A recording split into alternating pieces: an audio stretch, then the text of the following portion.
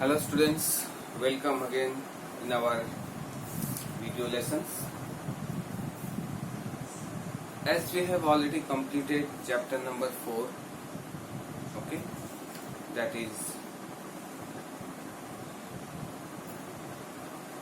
the atomic structure,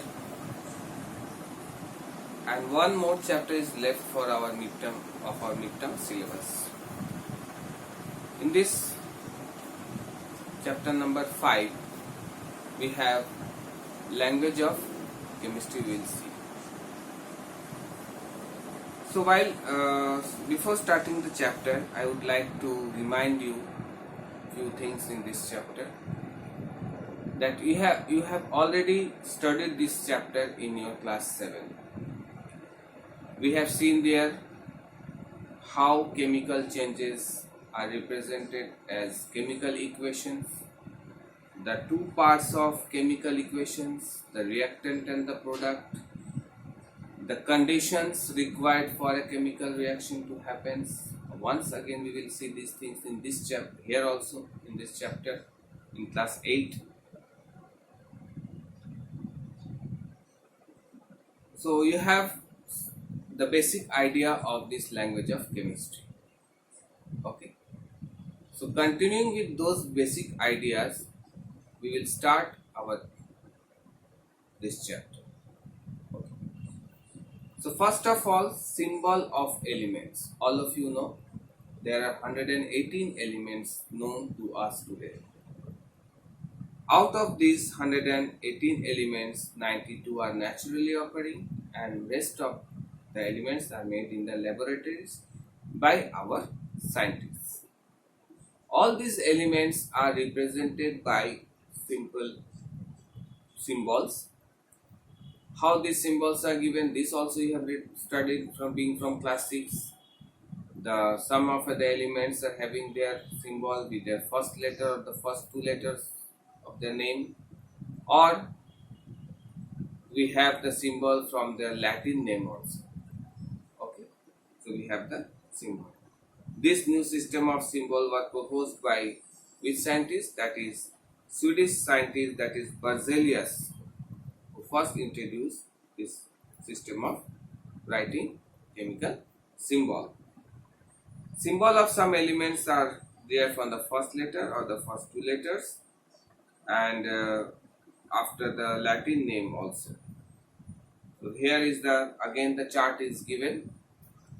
The symbols which are having with their first letter: hydrogen, boron, carbon, nitrogen, oxygen, fluorine, phosphorus, sulfur, iodine.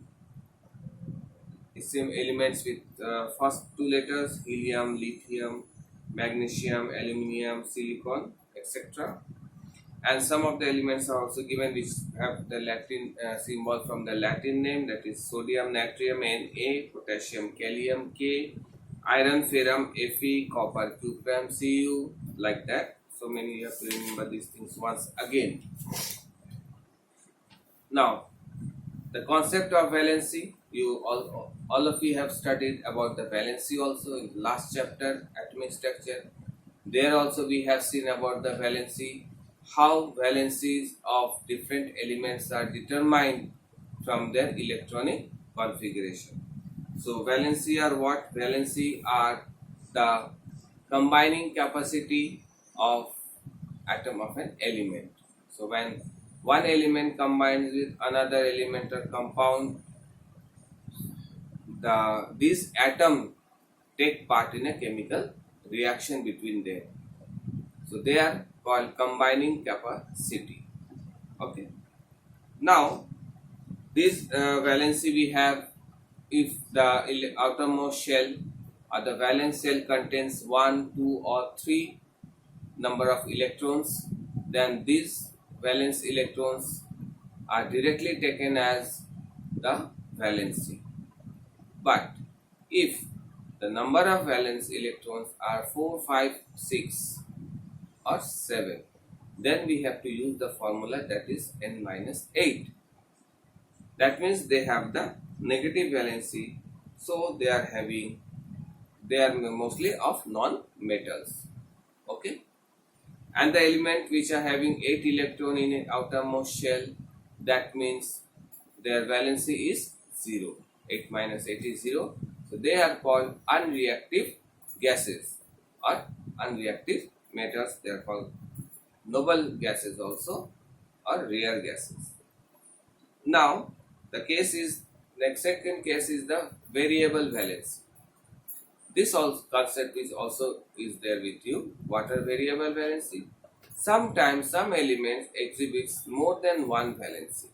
Okay, so they are called variable valency. Element having the lower valency, that is having the suffix that is used as. Same way, if the valency is having more, it is called, we have to use prefix ik, that is ik.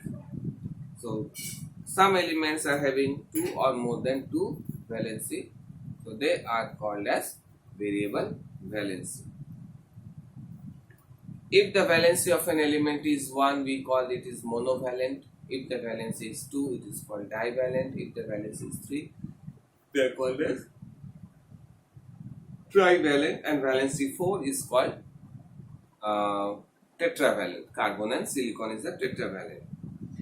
And the elements which are having the variable valencies, they are having the copper, that is 1 and 2, cuprous and cupric, iron 2 and 3, ferrous and ferric, lead, that is 2, 4, is plumbous and plumbic, cobalt 2 and 3, manganese 2, 4, 7, nitrogen 3, 5. So all the chart is given in your book. You can follow these things.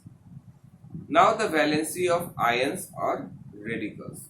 As you know, what are ions and radicals? Ions are the charge of an element. If it is an element having the charge in it, it is called ions. And when these elements having more than one charge, that is called polyatomic ions, are also called as radicals.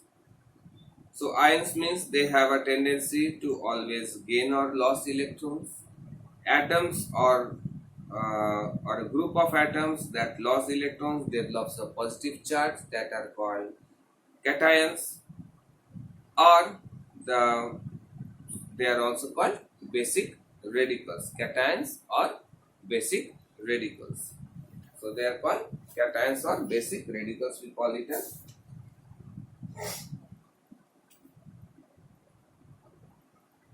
loss electrons to form cations. They are also called basic radicals. Okay, you have to remember this. Now, atom that gain electrons means, if it is gain electrons, so they are called anions. In that case, these anions form the negative charge and they are called acid radicals. They are called acid radicals. Okay. So these cations have positive and these anions are forms negative charge. Okay. So acid radicals are defined as the ions developed by removal of hydrogen ions. Okay, the acid radicals are defined as the ion formed by the removal of hydrogen ion from an acid. Okay, so we have the chart of acid radicals and basic radicals and polyatomic ions here. The common ions and their names and the symbols are given in the chart table number 5.3. Sodium ion is Na plus. Potassium ion is K plus. Copper have 2 valency, it's also having 2 ions, 1 plus and 2 plus, that is Q plus and Q3.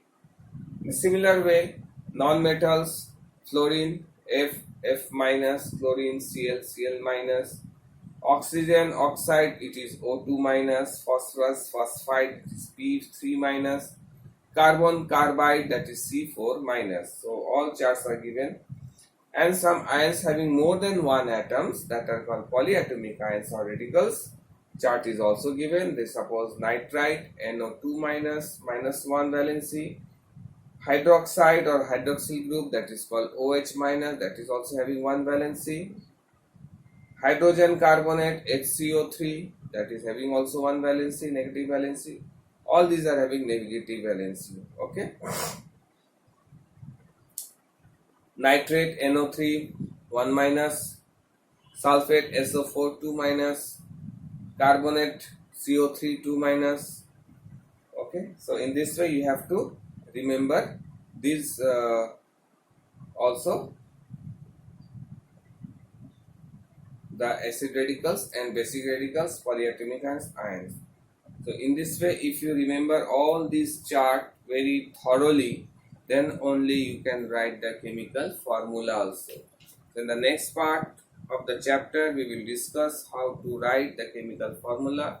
You already know how to write a chemical formula. Again, in the next video lesson, I will discuss with you how to make the chemical formula. But before that, you have to learn all the valency of elements, their symbols, the acid radicals, their symbols and valency, basic radicals, and their elements of radicals having symbol and valency. Okay, so if you remember this, then only it will easy for you to write chemical formula. But once we will learn how to write chemical formula, then only you can write the chemical equations. After that, writing chemical equation, you will be able to do the balancing. So we will all discuss in this chapter once again. Thank you very much, students, for watching this video. See you again in the next video lesson and online class. Thank you very much.